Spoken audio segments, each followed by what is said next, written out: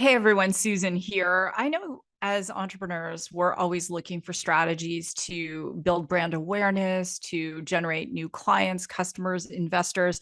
And in today's episode, our recurring social media strategist expert and my daughter Avery is going to be here sharing tips on how to build a LinkedIn newsletter, why to build it.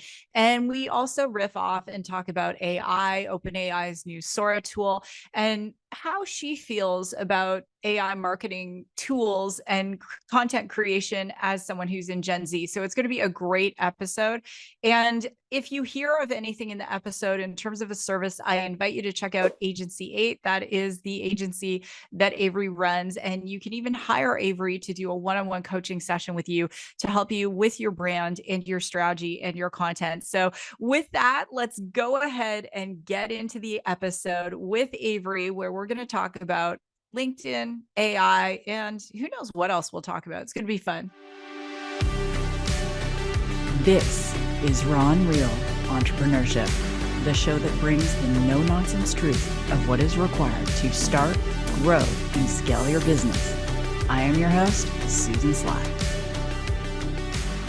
Well, what is up, Raw and Real Entrepreneurs, wherever you are in the world? I hope you're having an amazing day. And as you heard in the introduction, she's back, our resident entrepreneurial social media expert extraordinaire who advises small businesses, brands on their content, their strategy, and how to get more organic impressions, which is, I think, personally her zone of genius. And we're going to be talking about LinkedIn today. And, you know, I'm incredibly biased. You never know what we're going to talk about when she's here because she's also my daughter. So, Avery, welcome back to the show. Thank you. Thank you. It's good to be here. So, Avery, I want to jump right in. You know, here you are in your 20s, and a lot of people are not using LinkedIn in your age cohort, but you've decided in terms of the agency that you run that you are going to prioritize LinkedIn. So what is it about LinkedIn that you think, in your expert opinion, is something people should be focusing on? Sure. Well, LinkedIn has definitely increased in popularity over the last few years. And with all the tech layoffs and people getting laid off all over the place, more people are spending more time on LinkedIn. And additionally, like you like to say, professionals are allowed to use LinkedIn. It's the only social media network they're allowed to use during office hours.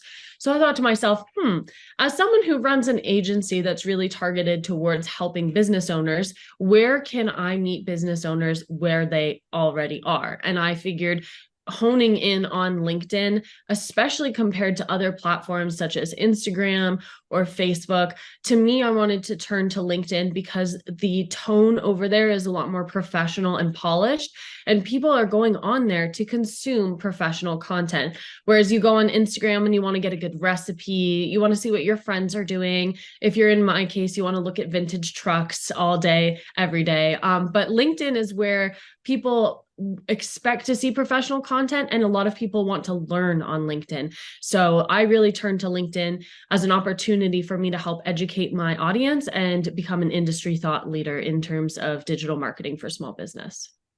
Yeah, and I think it's so smart because there's much like going back to when all the streaming platforms came out, the first one being Netflix. Everyone said it's the end of the movie theater. And there was all of this talk with generative AI that would be the end of consumption of written content, or people are going to stop reading. And we're actually seeing the reverse is true. And then just before we started the show, you and I were talking about the new OpenAI Sora platform, which for the listeners, you need to go to my personal LinkedIn. I wrote an opinion piece about it. If you don't know what this is OpenAI's latest baby they're giving birth to, which is text to video content. And it looks so real. The humans look like real humans. The puppies look like real puppies, which, you know, it makes me wonder what the future of real video content is going to be, because it is so tough even for humans to differentiate AI generated content versus human generated content. And it's, you know, if a human's having trouble, AI models also have trouble with it too. So I love that you're turning to this medium of the written word, but you are using AI tools to do it. But before we jump into how you're doing it, we're going to talk about LinkedIn newsletters today and the power behind that. So why should companies be considering a LinkedIn newsletter? Oh, I love this question. And first and foremost, it's a startling statistic that I found is that between 2022 and 2023, in just a year, LinkedIn newsletter readership actually tripled. So now you have 1.3 million daily newsletter readers. And who out there listening to this wouldn't want to have 1.3 million eyes on their content, right? So a newsletter has so many different benefits. The only real requirement that you need to have in order to have a newsletter is that you need a minimum of 150 followers on your business's page or connections on your personal page to be eligible. You also have to put your account into a creator account on LinkedIn. So, for example, the newsletter that I run it from our agency's LinkedIn page. But myself as a creator on LinkedIn, I've set up a creator account. I can have a newsletter on my page as well. You can actually have up to 5 newsletters if you're feeling really keen, and they can have different topics, different frequencies, etc.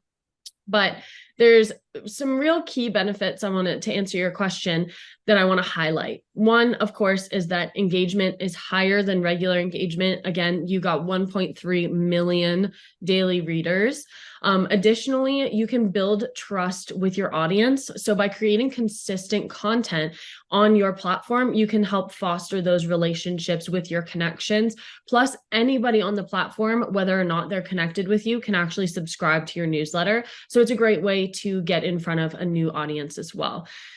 And you also, when you do your inaugural edition of your newsletter, it will send out an email blast to all of your page's followers. So I definitely recommend making sure you have, obviously you need that minimum of 150, but you want to make sure that you have an audience that is ready, engaged, so that they get that email and they're like, heck yeah, I want to subscribe. And then lastly, it demonstrates thought leadership. So it's a great opportunity for you to share your insights and really provide a lot of value and highlight yourself as an expert in your field. I love that. And so Avery, that if someone's just getting started, and you mentioned significant layoffs, you mentioned that people are looking to position themselves differently and set themselves apart, and they're just setting up their page right now, what tips would you give, even stepping back before they start their newsletter, just in terms of, because there are a lot of great pages on LinkedIn and there are a lot of pages where you're like, what does this business do? It's very confusing. So what tips would you give? Yes. And I actually wrote an article about this on LinkedIn.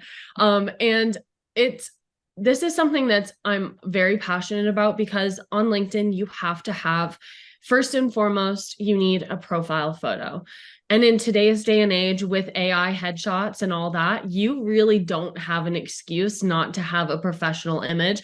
There's software out there where you can take any selfie that you have, as long as it's clear and well lit, and it will turn it into a professional headshot that, to me, doesn't even look like AI.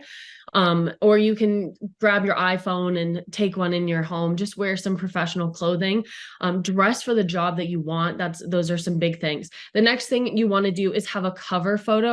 Go to Canva, looked up LinkedIn cover photo. There's hundreds and hundreds of templates there for free, or if you have a premium account, you can, either way, there's tons of templates to choose from. Find one that speaks to you and your brand, and make sure you have a cover photo first and foremost. Next up, the most important thing, and I know I'm dumping a lot of information, but so much is important about a LinkedIn profile. And in order to make it robust, and especially with all the layoffs, you want to be found by potential employers. So the next thing you want is a good headline.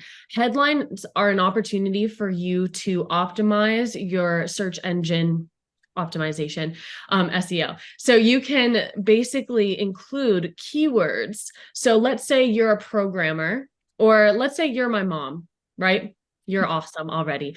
But, in her case, for example, she's just started her new tech company called The Pause, and she has a lot of skills. She's an artificial intelligence speaker.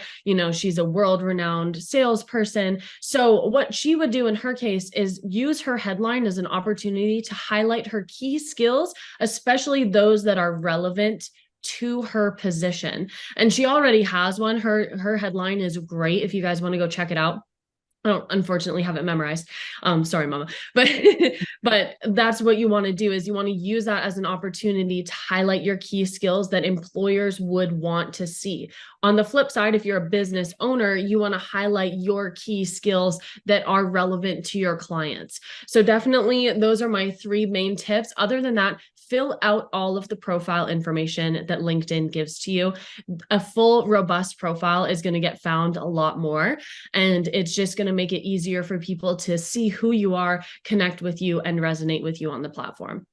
Absolutely. And the hashtags are important too, because in your professional profile, you can have, I can't remember how many hashtags it is now that you specifically speak on and are a thought leader on. And then LinkedIn will invite you to comment, and that gives you badges so that you're considered an expert in that field. And sometimes their AI will serve me up things that aren't relevant to who I am now. And that would be my other the cautionary tale to you, is don't comment on everything unless it's something that you really want to be known for, because people do look at that, whether it's potential customers, partners, and I'll talk about that one in a minute, or people who are looking to hire you. Now, this obviously, there's a lot of entrepreneurs listening to this show, and they have businesses. One, I will share a story. So in a company I had co-founded, we were growing and growing so quickly, and we were posting on LinkedIn, but we hadn't gone and updated like our total number of employees and a whole host of things. And actually,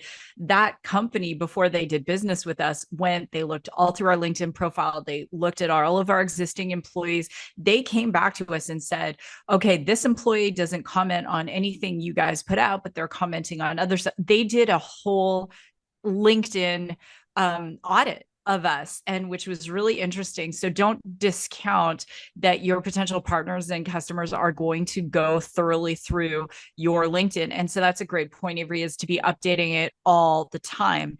Now, I want to ask you, so going back to the newsletter, you have some great results. And if everyone listening isn't following Agency 8, you need to. That's where Avery is doing this newsletter. But can you share your results and how you are creating the content for the newsletter? Sure. So I started this newsletter in January, and it's called Unicorn Social, and I share weekly social media tips. And again, January was about a month ago. And today I pulled up our LinkedIn analytics, and our page now has 250 followers, which may not sound like a lot, but since the newsletter started, we have gained 30 followers. So out of those 250 in the entire span of the time that we've had our agency page, in the last 30 days, we've gained 30 followers. And that's an increase of following of 1,400%. And that is just from the newsletter. The newsletter is most of the content I've been creating. I have been adding a few other things in the mix, but primarily right now, it's just been the newsletter. And when I set up the newsletter, I publish it weekly. Again, on LinkedIn, they give you the option to choose different frequencies. You can do, bi-weekly, monthly, daily. If you're really ambitious and you just love to create content, I chose to do weekly for mine, and I release mine on Tuesday. Now, you do have to be accountable, because LinkedIn's not going to baby you. It doesn't send you a, hey, don't forget to post your newsletter today reminder. Like, you've got to be on it yourself, and you've got to make that commitment to yourself and your audience that you're going to consistently post on the day that they expect you to post. And the more consistent you are, the more they're going to trust you and then continue to consume your content. They're going to be like, heck yeah, it's Tuesday. It's Unicorn Social Day. In order to write mine, what I've been doing, and my mom might laugh at me a little bit, because I've been using Microsoft Copilot a lot recently. I have really enjoyed it. So I definitely do not recommend having AI write your content for you. I actually I was scrolling through LinkedIn just as an aside, and I saw this post, and this person I knew, because I've prompted ChatGPT to do similar things, that they literally copied and pasted their response to an article from ChatGPT. It didn't sound anything like them. It still had the little asterisks that ChatGPT puts in the headings. And it was just, I was like, oh my gosh, it's so obvious. So people can tell when you're using AI. So what I do, we're all business owners, right? You're listening to this podcast because you're an entrepreneur and a business owner. We're short on time. Let's be honest. Writing a newsletter can be daunting unless you're doing doing it on LinkedIn. LinkedIn has all the hosting for you.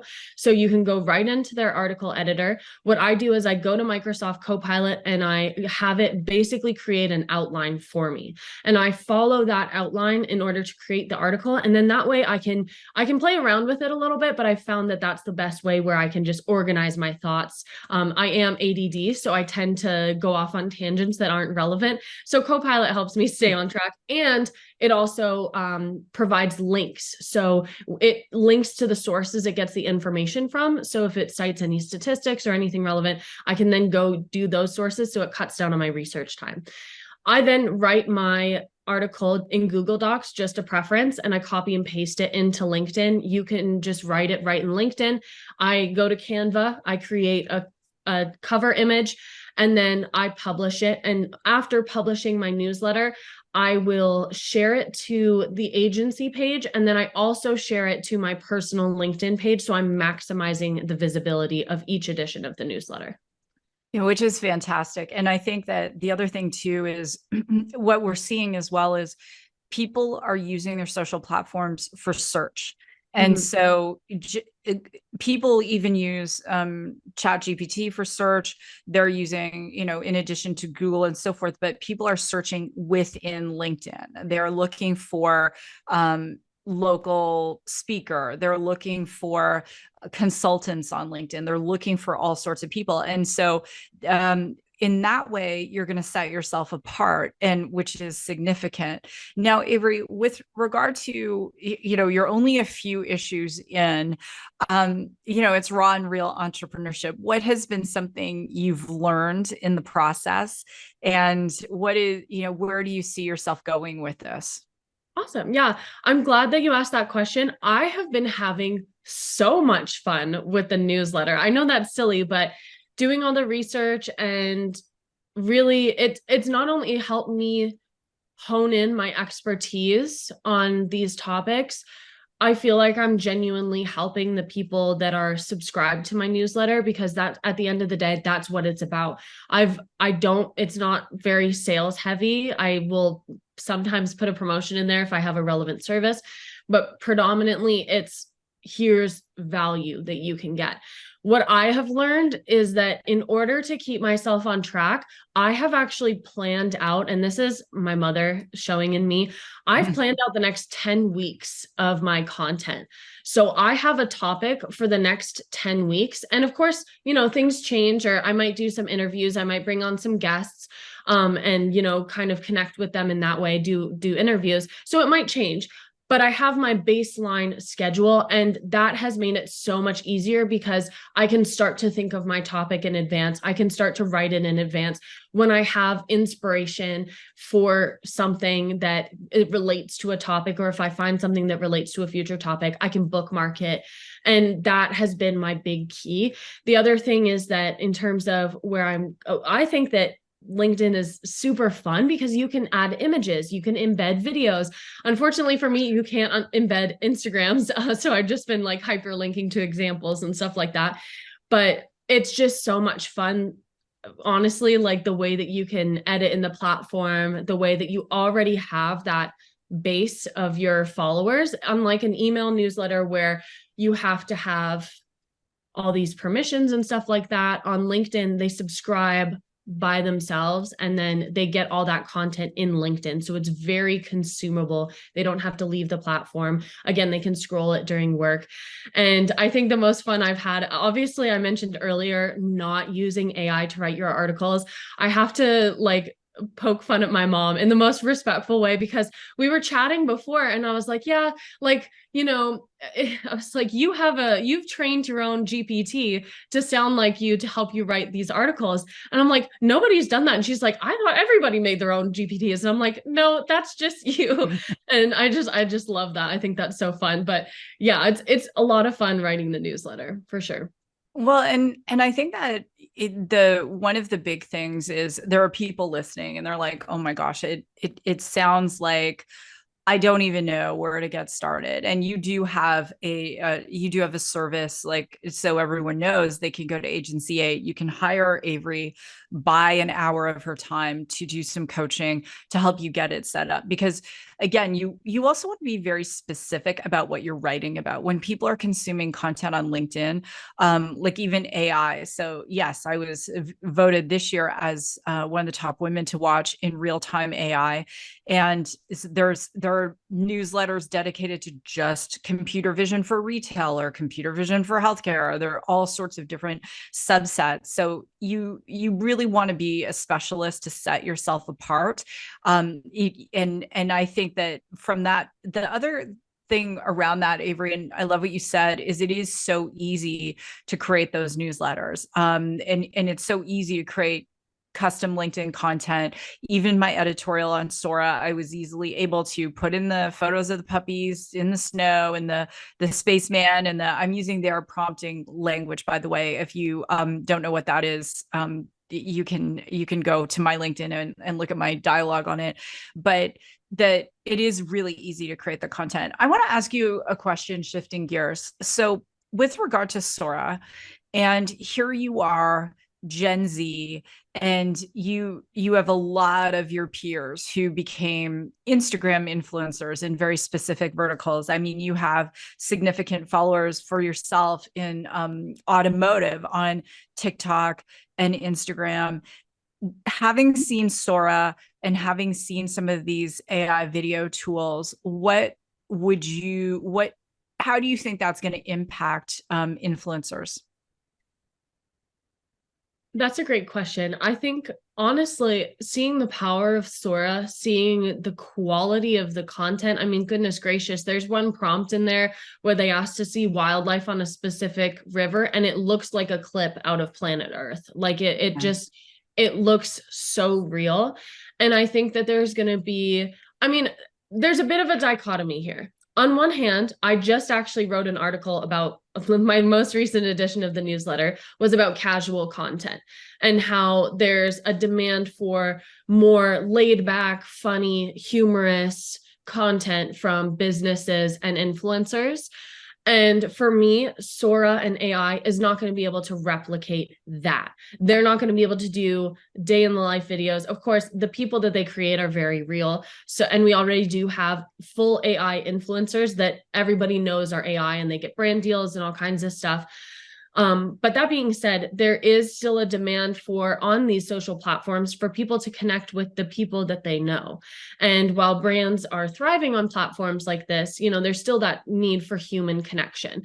I do think there's an opportunity here for content where you can really do some amazing, beautiful B-roll with Sora, especially if you're doing promotional videos. Of course, it's going to depend on licensing, but if you're doing promotional videos for your business, or if you're making Instagram reels that are more polished, you can add in some of that for B-roll and stuff like that. It's going to really enhance that ability of content creation, but I don't necessarily think that it's going to negate that inherent need we have for connection and for realness. Funnily enough, actually, something that Sora couldn't replicate, there's this woman, I was having dinner with my best friend last night, and she was like, have you seen that 50-part TikTok series where the woman talks about how she met her husband? I was like, no.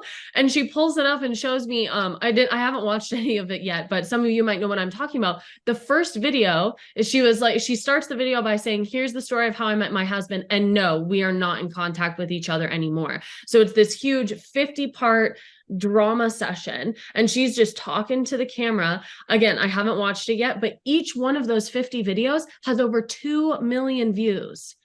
So people obviously are connecting to her, connecting to her story, getting entertained by that. And to me, that's just something that those real life stories that hook you in is not something that AI can really replicate. That's an interesting perspective. And I would say that AI can replicate yet, right? Because when we look at the different kinds of AI that are being used for marketing, so Sora is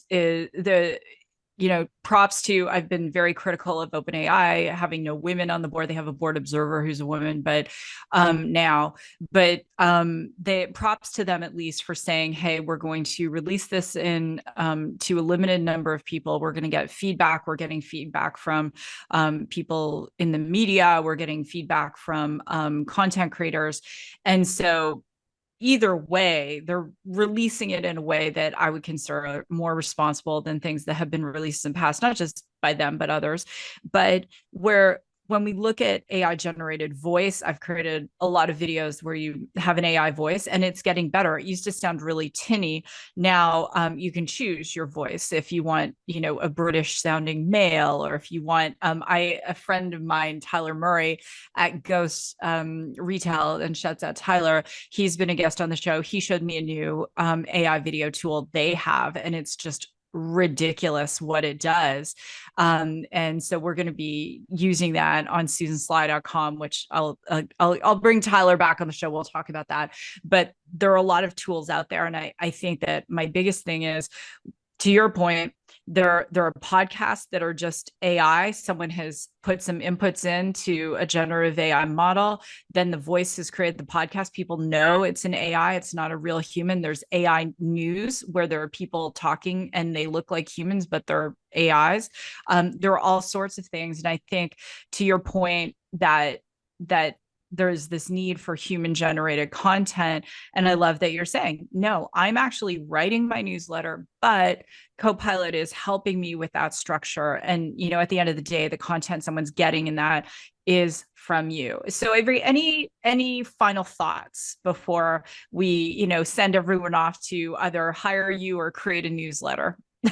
Sure. Actually, really quick, to your point too, actually in 2023, an AI made a Drake song, and Drake had no part in it, and it went completely viral, and everyone thought it was really Drake, and it turns out it was an AI model that was Drake. So that AI voice has really improved a lot. And I know that was really offhand, but to leave everybody with some parting words, I think that a LinkedIn newsletter is really a great opportunity to build that connection with your audience.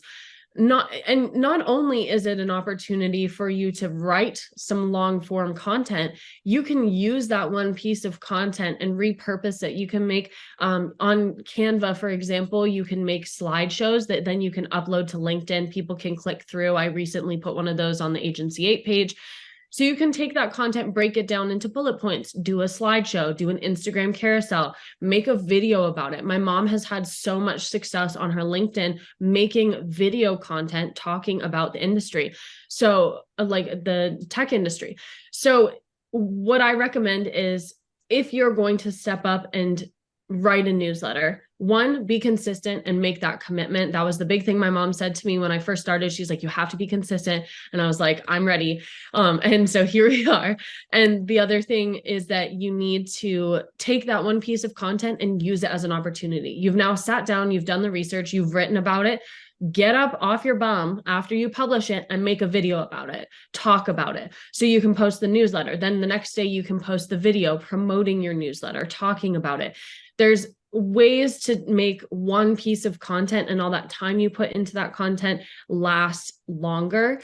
And like my mom said, I am here to help with anybody that wants brainstorming. I can help you plan out your newsletter in advance. There's a lot of stuff that we can do together in an hour. But in my opinion, a newsletter is great. Fill it with keywords. Start Googling some of this stuff, you guys, and you will see so many LinkedIn articles and newsletters come up. When I'm doing research for my articles, you have no idea how many other LinkedIn articles. So they're really getting a lot of SEO. It's a great opportunity for you to be found and either get your business's name out there or get your own name out there so you can get hired and get these partnerships with big brands and big businesses. So with that, I wish you all the best writing your newsletters, and I hope you guys have as much fun doing it as I am.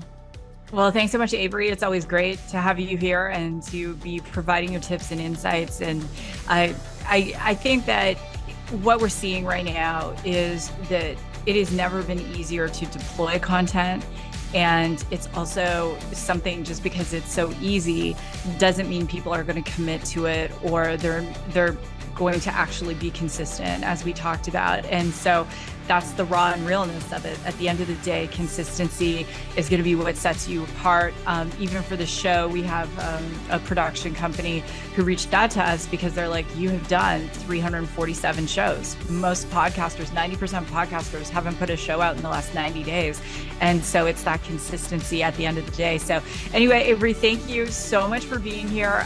You can check out Avery in the show notes. Go to SusanSly.com, go to LinkedIn, go to Agency 8, or DM Avery on LinkedIn, and she's more than happy to send you a link to set up a session with her, and she can help you out. All right, everyone. Well, thank you, Avery, again for being here. God bless everyone. Go rock your day, and I will see you in the next episode.